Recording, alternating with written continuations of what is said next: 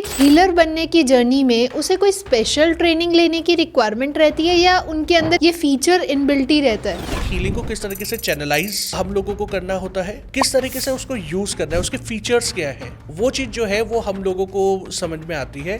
तो inbuilt quality को activate करने के लिए और यूज करने के लिए आपको ट्रेनिंग चाहिए होती है so that you can become a certified healer. पता है नॉर्मल ईगो में क्या होता है कि नॉर्मल ईगो में क्या होता है ना कि यार मैं सबसे स्मार्ट हूँ, मेरे पास तो देखो गाड़ी है, मेरे पास 10 करोड़ मेरा बैंक बैलेंस है। ये आपका मटीरियलिस्टिक लाइफ की ईगो हो गई। जो स्पिरिचुअल ईगो होती है, जिन आपने बताया था कि आपने 12 साल तक कॉर्पोरेट लाइफ में काम किया था and what makes you to jump into.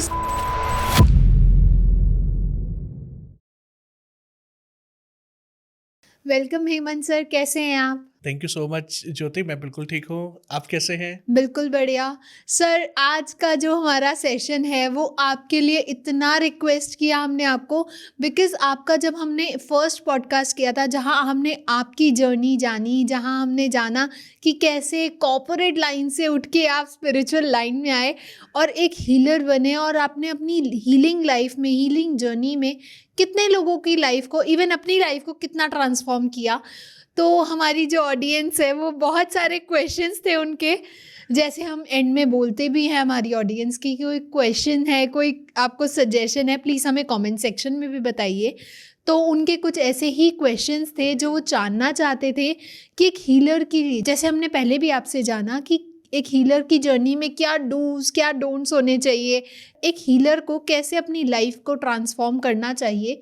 तो उन्हीं के बेसिस पे एक दोबारा से एक तड़का लगा के हम आपके पास आए हैं और जानेंगे कि परफेक्ट। हमारी ऑडियंस के जो क्वेश्चंस हैं, जो उनके इतने सारे क्वेश्चंस हमारे पास भरे हुए थे, उनमें से कुछ क्वेश्चंस हम लेके आए हैं ओके, और वही हम आज आपसे पूछने वाले हैं। बिल्कुल जरूर, please.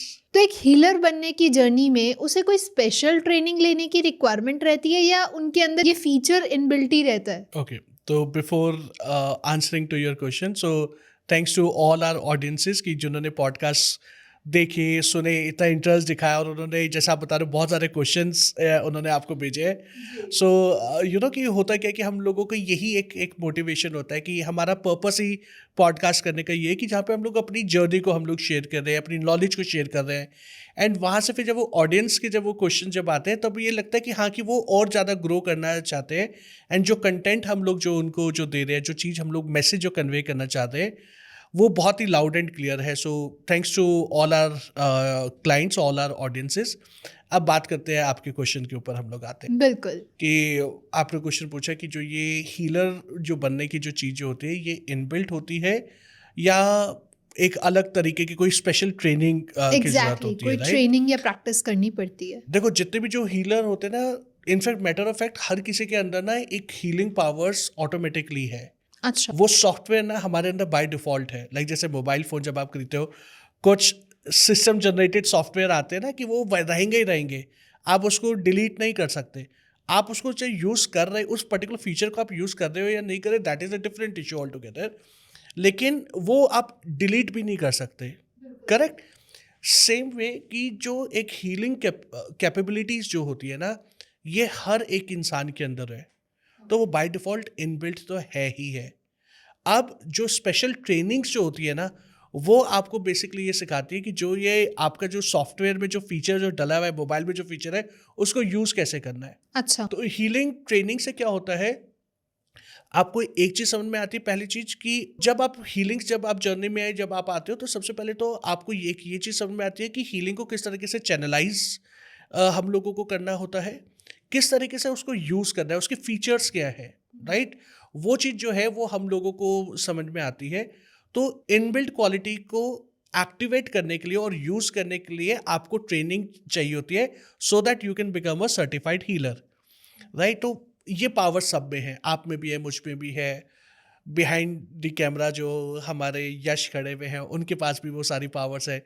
The only thing is कि कॉन्शियसली आप उसको कितनी जल्दी आप उसको टैप कर रहे हो और कब आप उस एनर्जी को टैप करना चाहते हो। तो उस दिन, जिस दिन आप ये डिसाइड कर लोगे कि आपको उस एनर्जीज को टैप करना है, आपका काम शुरू हो जाएगा। ओके। तो सर, हमारी ऑडियंस का नेक्स्ट सवाल दैट इज, एक पावरफुल हीलर का क्या मंत्र होता है? सरेंडर। अच्छा। वो कैसे? आपने जो आप कर रहे हो सरेंडर करो अपने आप को। और एक जो सबसे इम्पॉर्टेंट चीज़ जो है, जो मैंने पहले भी जो मैंने अपने ऑडियंसेस को बताई थी, कि हमें ना आई मी माई सेल्फ से हट के एक मीडियम के रूप में आना होता है। So we all need to understand कि हम सब के अंदर हीलिंग क्वालिटीज़ हैं। ओके, हर किसी के अंदर है, लाइक जैसा भी मैंने बोला, लेकिन हम लोगों को कॉन्शियसली कोई डिसीजंस लेने पड़ते हैं अपनी लाइफ के अंदर, कि जहाँ पे आप ये डिसाइड करते हैं कि मुझे अब अपनी हीलिंग जर्नी शुरू करनी है। चाहे उस हीलिंग जर्नी को मैं प्रोफेशनली लेके जा रहा हूँ या नहीं लेके जा रहा, that is a different issue, but at least मैं अपनी हीलिंग जर्नी में शुरू कर रहा हूँ।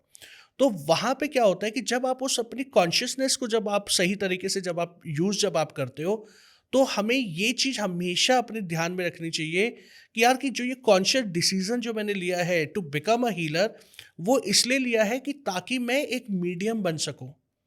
Right, I am not doing the healing, I am just a medium. मैं हमेशा बोलता हूँ कि I am like a delivery boy. Right, आपने क्रिएटर को ऑर्डर दिया या क्रिएटर से रिक्वेस्ट करी कि भाई आपको एक एक्स कोई ना कोई हीलिंग मोडालिटी आपने सीखनी है।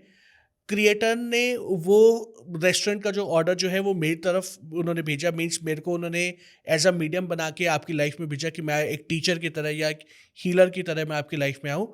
और मैंने क्या किया, जो भी नॉलेज और विजडम जो मेरे को मिली है, चाहे वो मैंने किसी और से मैंने सीखी है या मैंने खुद जो डाउनलोड करी है, उस एनर्जीज को मैं आपके घर तक मैं आपको डिलीवर कर दूँ। तो अल्टीमेटली हम लोग कर क्या रहे हैं, हम लोग एक डिलीवरी का ही तो काम कर रहे हैं। राइट, तो जो डिलीवरी बॉय जो होता है उसका काम सिर्फ ये होता है, ऑर्डर लिया और उससे जाके अपने क्लाइंट को, कस्टमर को वो ऑर्डर डिलीवर कर दिया। वो कभी भी आपको ये जज नहीं करता कि आपने वेज मंगाया, नॉन वेज मंगाया, आज आपने पिज़्ज़ा मंगाया, कल आपने पास्ता मंगाया था। राइट, उसका काम क्या है, वो चीज़ करना, डिलीवर करना। सेम वे कि जब एक हीलर का जो सबसे बड़ा जो मंत्र जो है ना, वो सरेंडर है। और वो सरेंडर तभी आएगा जब आप अपने आई मी माई सेल्फ वाली कॉन्शियसनेस से हट के आप इस चीज़ को आप मान लोगे कि आप सिर्फ एक मीडियम हो, आपका एक रोल है, कि आपने वो, and you are a divinely chosen one. हर कोई हीलर नहीं बन सकता, हर किसी में हीलिंग पावर्स होती हैं, बट हर कोई हीलर नहीं बन सकता। वो क्यों नहीं बन सकता?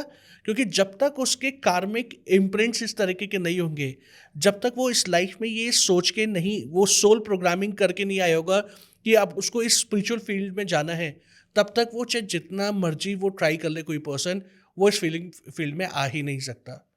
राइट, तो इसी वजह से मैं बोलता कि जब हम लोग स्पेशली ब्लेस्ड लोग जो हैं, जिनको भगवान ने स्पेशली चूज करके एक मीडियम जो बनाया है, तो वहाँ पे हम लोगों को सरेंडर करके हम लोग काम करेंगे ना, तो वो ज़्यादा बेटर रहेगा। एंड मैंने पर्सनली भी अपनी लाइफ में देखा है कि जब जब किसी भी काम को सरेंडर करके किया है ना, कि उस तेरा तुझको अर्पण क्या लागे मेरा वाले भाव से जब वो किया है, तो उसके रिजल्ट्स जो है ना, हमेशा मिराकुलस रिजल्ट्स आए हैं। अच्छा। तो ये एक आई थिंक मंत्र ऐसा है कि जो हर एक हीलर को याद रखना चाहिए, surrender and always remember that you are a medium.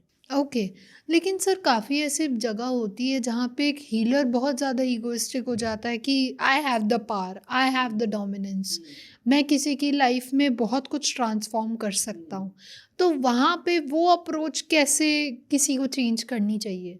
Okay, देखो ये जो होता है ना, ये हर किसी हीलर की लाइफ में आता है। मैटर ऑफ फैक्ट, हीलर्स क्या है, एक कोई भी जो स्पिरिचुअल पर्सन जो होगा ना, उस पर्सन की लाइफ में ये वाला ईगो, जैसे जो आपने बोला ना, ये आएगा ही एग्जैक्टली। आएगा। तो मैं हमेशा बोलता हूँ कि जो स्पिरिचुअल ईगो जो होती है ना, वो सबसे डेंजरस फॉर्म ऑफ ईगो है। एग्जैक्टली। क्यों? क्योंकि यहाँ पे ना वो रियलाइजेशन होना बहुत ज़्यादा मुश्किल होता है, कि जहाँ पे आप ये चीज़ को ये एक्सेप्ट करो, इस चीज़ को आप ये मान लो कि यार, कि आपके अंदर स्पिरिचुअल ईगो है। नॉर्मली तो वैसे तो लोग कोई मानते ही नहीं है कि आप ईगोइस्टिक हैं। राइट, लेकिन स्पिरिचुअल ईगो को मानना बहुत मुश्किल है। ये जर्नी है, करेक्ट, ये हर किसी हीलर के साथ में होता है। क्योंकि देखो, एक चीज़ समझने की जरूरत है हम सबको, कि एक जो हीलर है वो भी एक इंसान है। बिल्कुल वो सही। एक एपिसोड बहुत पावरफुल, एक अल्लाह से पावरफुल, बट बहुत लंबा एक सीरियल चला था ना, क्योंकि सास भी कभी बहू थी। राइट, तो उसमें वो उसका कंसेप्ट क्या था, कि वो क्या करे कि एक जो सास जो है वो भी पहले कभी बहू थी, फिर बाद में जब उसके बच्चे हुए, फिर उसके बेटे की जब शादी हुई, फिर वो सास बनी, बट पहले तो वो बहू थी। सेम वे कि जो एक हीलर जो होता है, पहले वो एक इंसान है, और एक उसके बाद वो इंसान जो है वो अपने रूप को ट्रांसफॉर्म करके वो हीलर बन रहा है। और जब वो हीलर जब वो बना है, वो अपनी जर्नी में ग्रो कर रहा है। वो हीलर भी तो लर्न कर रहा है ना। एग्जैक्टली। करेक्ट। तो हम लोग कई लोग कहते हैं यार कि एक हीलर होके तुम इतने, कोई इंसान जो है वो इतना ईगोइस्टिक कैसे हो सकता है। लाइक जैसे हमारे किसी एक ऑडियंस ने ये क्वेश्चन पूछा, भाई एक हीलर है वो क्यों ईगोइस्टिक हो सकता है। तो देखो कि लोगों का परसेप्शन ये है कि अगर ये हीलर है तो उसकी लाइफ बिल्कुल परफेक्ट होगी या वो एक परफेक्ट इंसान होगा, बट ऐसा नहीं होता। They are also growing. एक हीलर जो होता है वो बहुत डिफरेंट डिफरेंट चीज़ों का एक्सपीरियंस करता है, जो एक नॉर्मल पर्सन जो है, जो लेमैन जो है, वो शायद उन चीज़ों को एक्सपीरियंस करना तो छोड़ो, वो सोच भी नहीं सकता कि जो एक हीलर की जर्नी में होता है। क्यों? क्योंकि वो अपनी इमोशनल चीज़ों को वो देखता है, उसको अपने डार्क सीक्रेट्स दिखने शुरू हो जाते हैं। पहले तो क्या होता है ना कि हम लोग अपने डीमंस को तो एक्सेप्ट करते नहीं है, लेकिन जब आप हीलिंग फील्ड में जब आप आते हो तो अगेन मैंने क्या बोला, सरेंडर। तो सरेंडर का मतलब ये होता है कि अगर आपको अपनी एट्रीब्यूट्स अगर दिखाई दे रहे हैं तो उन एट्रीब्यूट्स को भी आपने एक्सेप्ट करना है कि हाँ यार मैं ऐसा हूँ, मैं वैसा हूँ। तो वहाँ पे लोगों को थोड़ा सा पेशेंस रखने की ज़रूरत है, एंड मोर ओवर हमें किसी को जज करने की क्या ज़रूरत है कि कोई एग्जैक्टली, क्योंकि ईगोस्टिक पर्सन है या कोई अपना एरोगेंस दिखा रहा है। मुझे एक चीज़ समझने की ज़रूरत है कि भाई अगर मैं किसी हीलर के पास गया हूँ, उसने अगर मैंने उसको पैसे दिए, उस और उसके एक्सचेंज में मैंने उससे सर्विसेज ले ली, वो सर्विसेज ने मेरी लाइफ में एक अच्छा कंट्रीब्यूट किया, सो दैट्स इट। मेरे को उससे ख़त्म हो गया, क्योंकि मेरे को उससे क्या फ़र्क पड़ता है कि कोई इंसान अपनी लाइफ में किस तरीके से बिहेव कर रहा है, किस तरीके से नहीं कर रहा। एग्जैक्टली लोग जज करने लग जाते हैं कि भाई ये हीलर है तो इसकी लाइफ बहुत परफेक्ट होनी चाहिए। अगर ये परफेक्ट नहीं है तो इट मीन्स ये जब खुद की लाइफ को हील नहीं कर सकता तो वो हमारी लाइफ को कैसे करेगा। करेक्ट। तो इसी तरीके से जो ईगो जो है, it is a part and parcel of journey. Ego आपको सिखाने के लिए आता है और ये हर किसी इंसान में होता है। बस हाँ, ये ज़रूर मैं मानता हूँ, लाइक जैसे अभी पहले भी मैंने बोला, जो स्पिरिचुअल ईगो जो होती है वो सबसे खतरनाक फॉर्म ऑफ ईगो होती है, क्योंकि यहाँ पे रियलाइजेशन होना बहुत मुश्किल होता है। क्यों? क्योंकि यहाँ पे आपको पता है, नॉर्मल ईगो में क्या होता है कि नॉर्मल ईगो में क्या होगा ना कि यार मैं सबसे स्मार्ट हूँ, मेरे पास तो देखो गाड़ी है, मेरे पास 10 करोड़ मेरा बैंक बैलेंस है। ये आपका मटीरियलिस्टिक लाइफ की ईगो हो गई। जो स्पिरिचुअल ईगो होती है, मैं इतना पावरफुल हीलर बन गया हूँ कि मैं 100 लोगों की लाइफ को चेंज कर सकता हूँ। मेरी प्रिडिक्शन इतनी स्ट्रांग है कि मैं किसी की लाइफ को प्रिडिक्ट करके मैं उसकी लाइफ का ये बता सकता हूँ कि तेरे साथ अच्छा होगा या बुरा होगा। I am the creator. तो वो जो फॉर्म जो होता है, वहाँ पे लोगों को समझाना, उस हीलर को समझाने में बहुत मुश्किल हो जाता है कि नहीं यार, कि ऐसा नहीं होता, कि आपको थोड़ा सटल लेना है, आपको ये याद रखना है कि आप एक यू नो एक एक मीडियम हो आप। और यहीं पर ही वो एक मेंटर की, वो एक गुरु की, वो एक टीचर की एक इम्पॉर्टेंस होती है कि आपका टीचर जो है, जिससे भी आप जो भी कोर्सेज आप जो कर रहे हैं, वो आपको ये प्रॉपरली टाइम टू टाइम आपको ये रियलाइजेशन करवाता रहे। और एक और जैसे आपने बोला मंत्र वाली जो बात है ना, मैं पर्सनली क्या करता हूँ, मैं उसके बारे में बता रहा हूँ। जब भी कभी भी ऐसा लगता है ना कि आप बहुत हायर स्काई पे आप जा रहे हो, सब कुछ है, तो मेरा एक फेवरेट भजन है, वो मैं सुनता हूँ। तो एक भजन है, मैनू मेरे मालिका औकात विच रखी। करेक्ट। तो देखो कि होता क्या है कि जब भी आपको लगे ना कि फर्क अब इतना क्या हो गया, मैं आप बताता हूँ। पहले मैं उस वाली ज़ोन में रहता था जब मैंने जर्नी शुरू करी थी, आज से 10-11 साल पहले की बात बता रहा हूँ। जब आपको क्लाइंट से एप्रिसिएशन मिलता है तो ये होता है यार कि मुझसे बढ़िया तो कोई है ही नहीं, I am the best, I am the best. Exactly. फिर धीरे-धीरे ग्रो किया, डाउनफॉल भी आया, समझ में आया जब एनालिसिस किया यार क्यों ये डाउनफॉल आया। पहले तो प्रेडिक्शंस बिल्कुल ठीक हो रही थी, रिजल्ट्स अच्छे आ रहे थे, अचानक से ऐसा क्या हो गया कि यार कि मेरे को रिजल्ट्स नहीं मिल रहा। तो वहाँ पे फिर मैंने अपने एनालिसिस करना शुरू किया, धीरे-धीरे करके लर्निंग करी, एंड देन अपनी लाइफ में जो भी करेक्टिव स्टेप्स जो मैंने लेने थे, वो मैंने करेक्टिव स्टेप्स लिए।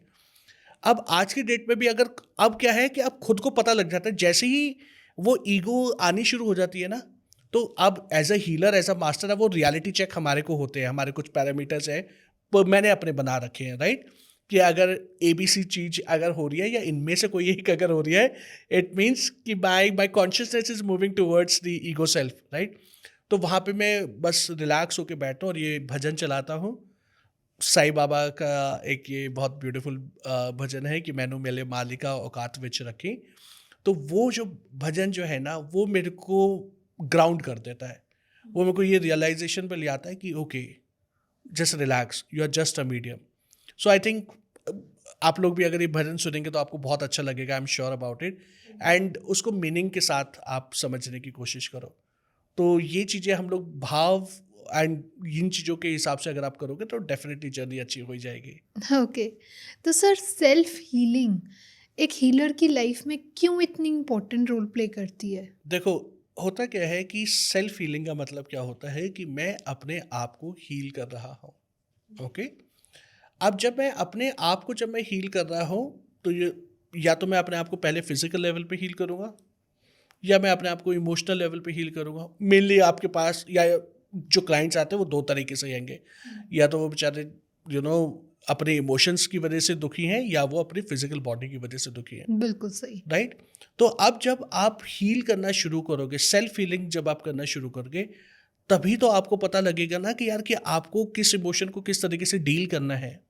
क्योंकि कल को अगर आपने एक हीलर बनना है तो जिस तरीके से आज की डेट में आप किसी हीलर के पास गए हो, किसी मास्टर के पास गए हो अपनी प्रॉब्लम्स लेके, हो सकता है कि कल को सेम प्रॉब्लम्स लेके लोग आपके पास आएंगे. तो लेकिन अगर आपको पता ही नहीं होगा कि मेरे को उस सिचुएशन को डील कैसे करना है, तब तक आप कैसे उसको वो करोगे. फिर एक और इम्पॉर्टेंट चीज़ होती है कि सेल्फ हीलिंग क्या करता है, वो आपकी जितनी भी जो ये साइकिक सेंसेस जो है ना, वो उसको एक्टिवेट कर देता है. आपके वो चक्रास को वो पूरी तरीके से एक्टिवेट कर देता है. और जो हमारी बॉडी में जो 50 ट्रिलियन सेल्स जो है, हर एक सेल की जो हीलिंग पावर्स को है वो एक्टिवेट कर देता है. ओके। तो जब आप सेल्फ हीलिंग कर रहे हैं तो बेसिकली क्या कर रहे हैं कि सागर, लाइक जैसे मैंने पहले भी बताया था, इट इज़ लाइक द सागर मंथन of my body. Right, whether it's the physical body और द एनर्जी बॉडी. अब वो जैसे ही सागर मंथन हो रहा है, मेरे अंदर की जितनी भी जो इम्प्योरिटीज़ हैं वो सारी की सारी निकल रही हैं. और जैसे ही वो निकलेंगी, I will become a more refined person. Right. तो ये जो सेल्फ हीलिंग जो है ना, ये एक छलनी की तरह काम करती है. लाइक जैसे हम लोग जैसे आटा छानते हैं, चाय हम लोग छान रहे होते हैं, तो होता क्या है कि जो पत्ती जो है वो ऊपर ही रह जाती है, बाकी जो सिर्फ जो चाय जो है वो आपके पास कप में आती है और वही आप पीते हो. कभी कभी ऐसा होता है ना कि आप चाय पी रहे हो लेकिन पत्ती के कुछ दाने आते हैं, तो कितना इरिटेटिंग सा लगता है. एग्जैक्टली। करेक्ट. जबकि पता है ये उसी पत्ती से ही वो चाय बनी है. अगर वो ना हो तो वो चाय का कलर ही नहीं आएगा या वो चाय चाय नहीं खिलाएगी. लेकिन वो ही अगर चीज़ अगर हमारे मुंह में आ जाए तो वो प्रॉब्लम क्रिएट करता है, इरिटेशन करता है. सेम वे, अगर मैं अपने आप को हील नहीं करूँगा, एक हीलर जो है अपनी अगर वो सेल्फ हीलिंग नहीं करेगा, तो सेम इमोशन जब उसको सामने वाले में जब दिखाई देंगे ना, तो उसको इरिटेशन होगी कि अरे यार इसके अंदर देखो कितना गुस्सा है, ये क्यों नहीं अपने आप को काम कर रहा है. लेकिन अब जब मुझे पता लग गया कि मैंने हीलिंग करके अपने आप को फिल्टर कर लिया, तो फिर मेरे लिए चीज़ों को मैनेज करना ईजी हो जाएगा. फिर मैं जजमेंट मोड पे नहीं जाऊँगा मैं. राइट. तो इसलिए जितने भी जो हीलर्स हैं उनको डेली अपनी हीलिंग्स तो ज़रूर करनी चाहिए. आप कोई भी हीलिंग मोडालिटी आप यूज़ कर रहे हो उससे कोई फ़र्क नहीं पड़ता, बट हीलिंग करना is the most important thing. तो सर नेक्स्ट क्वेश्चन पे आते हैं कि अगर कोई हीलर है तो उसे एक हीलिंग मोडालिटी अगर उसने सीखी तो ही वो हीलर कहलाएगा या उसको मल्टीपल मोडालिटीज और सीखनी पड़ेंगी? इसको एक एग्जाम्पल की तरह लेते हैं. बिल्कुल सही। अब आपने आज मारुति 800 चलानी सीखी, जी। ठीक है, और आपको उसके बेसिस पे ड्राइविंग लाइसेंस आपको मिल गया. तो यानी कि आप ड्राइवर हो, ड्राइवर इन द सेंस कि आप गाड़ी ड्राइव कर सकते हो. तो अब मान लो कि कल को अगर आप होंडा सिटी कार अगर आप चला रहे हो, तो क्या आपको होंडा सिटी जब आप चलाओगे तो क्या आपको दोबारा लाइसेंस लेना पड़ेगा? नहीं लेना पड़ेगा. करेक्ट. तो यानी कि अगर मैंने एक हीलिंग मोडालिटी भी अगर मैंने सीख ली है, तो मैं उस हीलिंग मोडालिटी के थ्रू मैं बाकी की चीज़ों को भी मैं हैंडल कर सकता हूँ मैं. करेक्ट. अब होता क्या है, लेकिन हर गाड़ी चलाने का अपना एक अलग मज़ा है. उसमें जो फीचर्स आपको होंडा सिटी में है वो आपको 800 में नहीं मिलेंगे, जो BMW में है वो होंडा सिटी में नहीं होगा, एंड सो ऑन. करेक्ट. तो अब होता क्या है कि जब आपने एक हीलिंग मोडालिटी जब आपने सीख ली, तो आप थोड़ा टाइम उसको प्रैक्टिस करो, अपने ऊपर प्रैक्टिस करो, अपने क्लाइंट्स के ऊपर प्रैक्टिस करो, और फिर उसके बाद जो है जब आपको अपनी क्वालिटी एनहांस करनी है, राइट, जब आप एक नए पर्सपेक्टिव को एक्सपीरियंस आप करना चाहते हो, अपनी लाइफ में एक नई तरीके की एनर्जीज को आप एक्सपीरियंस अगर करना चाहते हो, तो फिर जाके आप कोई दूसरी हीलिंग मोडालिटी सीखो. क्योंकि जिंदगी भर मारुति 800 में तो बैठना नहीं है ना, बिल्कुल। राइट? किसी का भी ड्रीम नहीं होता यार कि एक गाड़ी ले ली तो बचपन में जो गाड़ी खरीदी है वही हम लोग वो लेते हैं, या जो बुढ़ापे तक वही कि जो चलाएंगे। पापा ने जो खरीदी थी वो बेटा भी यूज कर रहा है और फिर पोता भी यूज कर रहा है, ऐसा नहीं चाहते ना। बिल्कुल। जिस तरीके से हम लोग अपनी फिजिकल रियलिटीज में हम लोग अपग्रेडेशन हम लोग चाहते हैं, उसी तरीके से हमारे को अपने आप को एनर्जी लेवल पे भी अपग्रेड करना ज़रूरी होता है, राइट? तभी आपको पता लगेगा, क्योंकि हर एक हीलिंग मोडालिटी डिफरेंट है, यूनिक है, हर किसी का अपना पर्पस है। आप एक सीखो, लेकिन जर्नी एक से ही स्टार्ट करनी चाहिए। ये नहीं, बहुत सारे लोग क्या गलती करते हैं, एक टीचर के साथ में मान लो लामा फेरा सीख रहे हैं, दूसरे टीचर के साथ में बीएमएच कर रहे हैं, तीसरे के साथ में रेकी कर रहे हैं, और एक ही साथ 3 कोर्स कर रहे हैं। तो उसमें क्या होता है कि ना वो इधर वो डेडिकेशन से काम कर पाता है, ना उधर कर पाता है, और उसको यही नहीं समझ में आता कि यार कि कौन सी हीलिंग मोडालिटी मुझे रिजल्ट दे रही है, या कौन सी हीलिंग मोडालिटी की एनर्जीज है कि मैं जो हैंडल ही नहीं कर पा रहा हूँ, राइट? तो वो कभी भी नहीं करना चाहिए। एक बारी में एक कोर्स करो, उस हीलिंग को सीखो, समझो, करो, एंड देन फिर वो आगे फॉरवर्ड। लेकिन ये मैंडेटरी नहीं है कि आपको मल्टीपल मोडालिटीज ही सीखनी है तो ही आप एक अच्छे हीलर होगे। अगर आपने एक हीलिंग मोडालिटी भी सीख ली और अगर आपने उसको फिर उसके अंदर 100% अपने आप को झोंक दिया, then at times one healing modality is also sufficient. But as I said, if you really want to taste, if you really want to experience the different colors of this universe or the different shade of the healing energies, then gradually you should learn the different healing modalities. तो sir अब next question की तरफ बढ़ते हैं, जहाँ पे किसी ने पूछा है कि शक्तिपात, अट्यूनमेंट और इनिशिएशन एक हीलर की जर्नी में इतनी इम्पोर्टेंट क्यों मानी जाती है? Okay.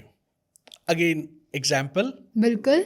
तुम्हारे पास कार है, ठीक है? अब तुम कार का तुमने डोर ओपन किया और उस पर जाके तुम सिर्फ बैठ गई, जी। पर कार को स्टार्ट नहीं किया, तो does it makes any sense? No. Correct. क्यों? क्योंकि सिर्फ कार होना is not a big deal. 2 चीजें होनी चाहिए, या तो आपको चलाने आनी चाहिए, या आपके पास ड्राइवर होना चाहिए जो आपके बिहाफ पे गाड़ी चला के आपको कहीं पे ड्रॉप करके आए। एग्जैक्टली। करेक्ट। सेम वे कि अगर आपने गूगल से, यूट्यूब से कोई हीलिंग मोडालिटी अगर आपने सीख ली या कुछ आपने कर लिया, लेकिन अगर आपने इनिशिएशन नहीं लिया, तो it is as good as कि आप सिर्फ कार में तो बैठे हो लेकिन आपने कार स्टार्ट ही नहीं करी है।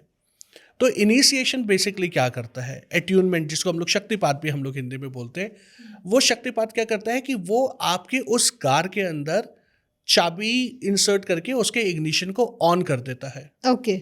मीन्स जो मास्टर जो होता है वो डिवाइन हीलिंग्स के थ्रू, मंत्रास के थ्रू, सर्टेन सिंबल्स को वो यूज़ करते हुए, सर्टेन प्रोसेस को वो यूज़ करते हुए आपके अंदर के उस हीलिंग चैनल को वो कंप्लीटली एक्टिवेट कर देता है। और जैसे ही वो आप कोई जो मास्टर जो है, जो आपके चैनल्स को जब वो एक्टिवेट करेगा, तो वो एक्टिवेट करने से होगा क्या कि जो आपके अंदर की जो हीलिंग पावर्स जो है ना, वो फास्ट हो जाएंगी, क्योंकि इनबिल्ट तो ऑलरेडी है ही है, बस आपने उसके अंदर स्पेशल एक करंट उन्होंने जो वो भेज दिया। तो इनिशिएशन चाहिए होता है, डेफिनेटली चाहिए होता है। उसके बिना कोई भी हीलिंग मोडालिटी जो है ना, वो आपको परफेक्ट तरीके से रिजल्ट नहीं दे सकती। वो कहीं ना कहीं वो डिले रहेगा ही रहेगा। आप सही तरीके से एनर्जीज को आप यूज़ ही नहीं कर पाओगे। जैसे मैंने बोला कि आप बंद कार में बैठ के अगर आप एसी चलाने की कोशिश करोगे, नहीं चलेगा। आप जितना मर्जी गियर लगा लो, गाड़ी आगे बढ़ेगी नहीं। क्यों? क्योंकि आपने तो इंजन ऑन ही नहीं किया है। तो सेम वे कि ये जो शक्तिपात जो होते हैं बहुत इम्पॉर्टेंट होता है, एंड इसको बहुत रिस्पेक्टफुली और ग्रेसफुली रिसीव करना चाहिए। अच्छा। कई लोग सोच रहे हैं ठीक है यार कि अट्यूनमेंट ये तो है, सर दे देंगे या मैम दे देंगी। नहीं, आप शक्तिपात मीन्स शक्ति को आपकी लाइफ में एक्टिवेट किया जा रहा है। You have to be very grateful. Correct. And Shakti is what? Shakti is all about the feminine energies, the divine grace. Okay, तो वो जो डिवाइन ग्रेस जो है, अगर आप उसको, उस डिवाइन ग्रेस को आप ग्रेसफुली अगर आप रिसीव नहीं कर पा रहे, तो वो जो ग्रेसफुल एनर्जीज है, it will never create grace in your life. Okay. So you should be grateful and receive the energy with a grace. This is really important. तो शक्तिपात बहुत इंपॉर्टेंट रोल प्ले करता है, डेफिनेटली। तो sir क्या ये ज़रूरी है कि एक हीलर को अपनी जर्नी में आगे जाके मास्टर लेवल ज़रूर करना चाहिए, या फिर करना ज़रूरी है उनके लिए एक मास्टर बनना? नहीं, ऐसा बिल्कुल भी ज़रूरी नहीं है, क्योंकि देखो हर किसी का अपना एक पर्पस होता है, हर किसी का अपना एक एजेंडा है, राइट?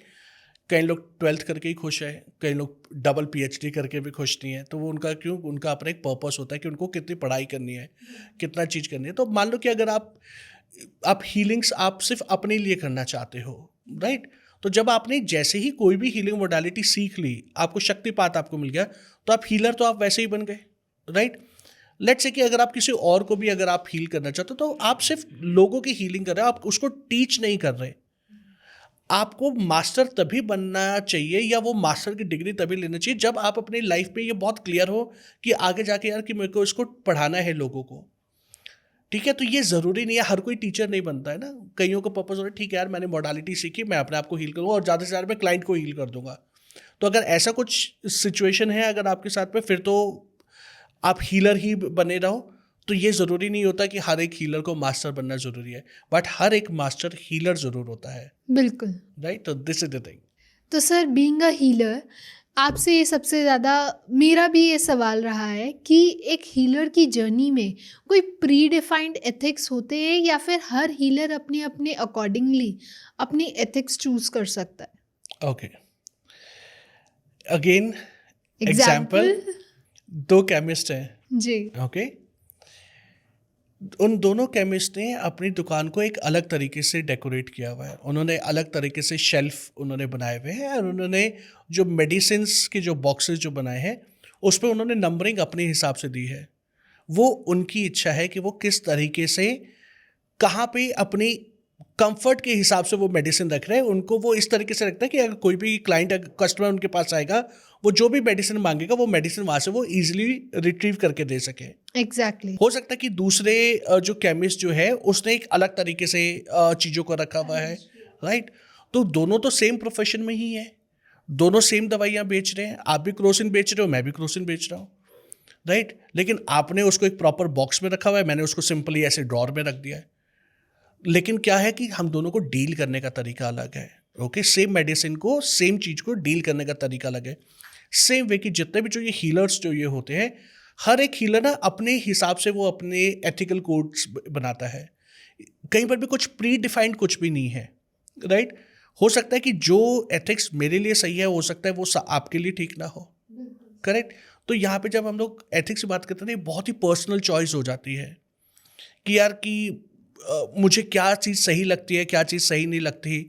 कई लोगों का एथिक्स होता है यार कि अगर कोई काम, जो बहुत गरीब लोग अगर कोई आएंगे तो मैं उनको फ्री में हीलिंग दूंगा। कई लोगों के एथिक्स होते हैं, no matter what I will never give the free healing. अब देखा जाए तो दोनों ही ठीक है, राइट? अब एक पहला हीलर जो ये कह रहा है यार कि जो जो बहुत ज़्यादा नीडी लोग होंगे ना, मैं उनको फ्री में हीलिंग दे दूंगा। तो उसमें क्या हो रहा है कि आप वो सेवा कर रहे हो। बिल्कुल। अब वो उसको एक सेवा की तरह आपने कंसिडर किया, and then you have decided बॉस डेली मैं ये करने वाला हूँ मैं। अब दूसरे हीलर के पर्सपेक्टिव से देखो, वो ये कहता है कि नहीं यार कि मैं तो पैसे ज़रूर लूँगा।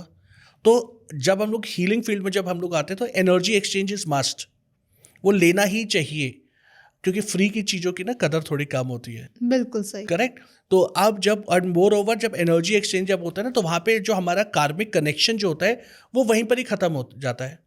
आपने मुझे पैसे दिया और उसके बदले में मैंने आपको एक सर्विस दे दी, तो यहाँ पे जो आपकी और मेरी जो कार्मिक ट्रांजैक्शन जो है ना, वो यहीं पर ही फिनिश हो गई, वो कार्मिक ट्रांजैक्शन, है ना? लेकिन अगर मान लो कि मैंने आपको हीलिंग दी, उसके बदले में अगर मैं कुछ नहीं ले रहा या कुछ वो कर रहा हूँ, मैं सोच रहा हूँ कि यार ज्योति ने मुझे पैसे नहीं दिए, पैसे नहीं दिए, पैसे नहीं दिए, तो उससे हो क्या रहा है कि मैं एक नेगेटिव चीज़ क्रिएट कर रहा हूँ, एक नेगेटिव कर्मा मैं क्रिएट कर रहा हूँ मैं। तो ये ऐसे कोई प्री डिफाइंड एथिक्स नहीं है, जिसको जो अच्छा लगता है वो उस हिसाब से क्रिएट कर लेता है। तो पर्सन टू पर्सन ही वेरी करता है। तो सर अब जो मैं लास्ट के 2 क्वेश्चंस आपसे पूछने वाली हूँ, वो बहुत ज़्यादा यूनिक येट बहुत ज़्यादा क्यूरियोसिटी बढ़ाने वाले क्वेश्चंस हैं। जब मैंने पढ़े थे तो मेरे को भी बहुत ज़्यादा क्यूरियोसिटी हुई थी जानने की कि इसका रीज़न या इसका आंसर क्या आने वाला है। ओके। तो अब मैं आपसे ये लास्ट के 2 क्वेश्चन 1 to 1 पूछने वाली हूँ। तो जैसे आपने पहले भी हमें फर्स्ट पॉडकास्ट में भी एज एन इंट्रोडक्शन आपने बताया था कि आपने 12 साल तक कॉर्पोरेट लाइफ में काम किया था, कॉर्पोरेट में काम किया था, and what makes you to jump into spirituality? कैसे आए आप स्पिरिचुअलिटी लाइन में? ओके, तो अगर देखो, अगर मैं बहुत ही ऑनेस्ट आंसर अगर मैं दूं विदाउट एनी रैपिंग, जी। तो उस ड्यूरेशन में जो मैंने पेन जो मैं अपनी लाइफ में जो मैं एक्सपीरियंस कर रहा था, राइट?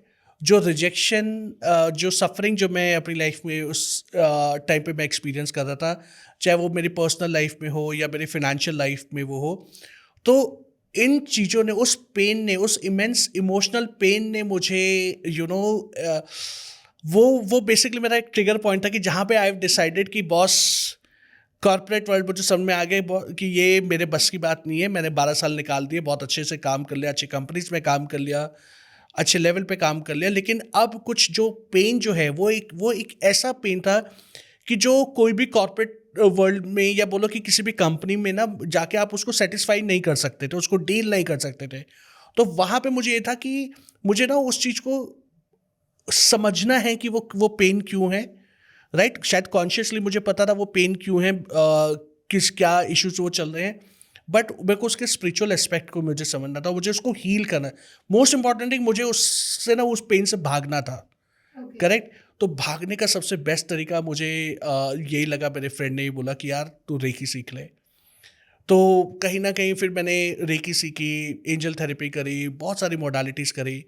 तो लाइक जो जो ट्रिगर पॉइंट जो मेरी लाइफ का जो था इस फील्ड में आने का, that was the pain, the emotional pain that I have gone through. Okay. तो सर अगर आपको आज भी वापस से मौका मिले कि to move back to your corporate life, तो क्या आप जाएंगे? अगर हाँ तो क्यों? अगर नहीं तो क्यों? नहीं, डेफिनेटली नहीं कि मैं कॉर्पोरेट में नहीं जाऊंगा, राइट? वो इसलिए कि जिस लेवल पे अभी मैं लोगों की लाइफ में कंट्रीब्यूट कर सकता हूँ, मैं वहाँ पे शायद नहीं कर पाऊँगा। एंड मोस्ट इम्पॉर्टेंट, लोगों को तो छोड़ो कि मैं अभी खुद एज अ ह्यूमन बीइंग जो मैं इवॉल्व हो रहा हूँ, वो शायद अपॉर्चुनिटी मेरे को कहीं किसी और फील्ड पे मेरे को नहीं मिल सकती, जो पर्सनली मैं यहाँ पे ग्रो कर रहा हूँ, राइट? एंड एक और last but not the least, मैं हमेशा बोलता हूँ कि spirituality is an addiction and it's a beautiful addiction. So now I am addicted to this field, right? तो इस एडिक्शन को छोड़ना जो है ना, वो बहुत मुश्किल है। मैं अपने फेवरेट फूड को मैं शायद छोड़ सकता हूँ मैं, बट इस स्पिरिचुअल फील्ड को छोड़ना इट्स इम्पॉसिबल। तो अब जब तक ये लाइफ है तो तब तक तो एटलीस्ट मैं इसी फील्ड में हूँ मैं। Okay, that's great. That's a great answer. And that's it for today. हमारी जो ऑडियंस के सबसे बेस्ट क्वेश्चंस यही थे, एंड आई होप हमारी ऑडियंस को ये पसंद आया हो। आई होप आपको ये सेशन भी अच्छा लगा हो। बिल्कुल, बहुत इंटरेस्टिंग था ना। आई एम सो हैप्पी कि आपके पास इतने सारे क्लाइंट्स के क्वेश्चंस आए एंड आज हम लोगों ने उनके क्वेश्चंस को एड्रेस किया। यही हमारा मोटिव है। So thank you so much. Thank you so much. और ऐसे ही हम नई नई चीज़ों को एक्सप्लोर करने के लिए वापस से मिलते रहेंगे और जानेंगे उनके हिडन सीक्रेट्स के बारे में। Definitely. And thank you everyone. अगर आप लोगों को पसंद आया हो तो do not forget to like, share, comment and subscribe the channel. And अगर अभी भी आपके कोई क्वेश्चंस रह गए हों या सजेशंस हो, प्लीज़ हमें कमेंट सेक्शन में भी बताइए। हम आगे आने वाले सेशंस में उन्हें ज़रूर कवर करने का ट्राई करेंगे। तब तक के लिए stay blessed, stay happy. Thank you. Thank you. नमः शिवाय। नमः शिवाय।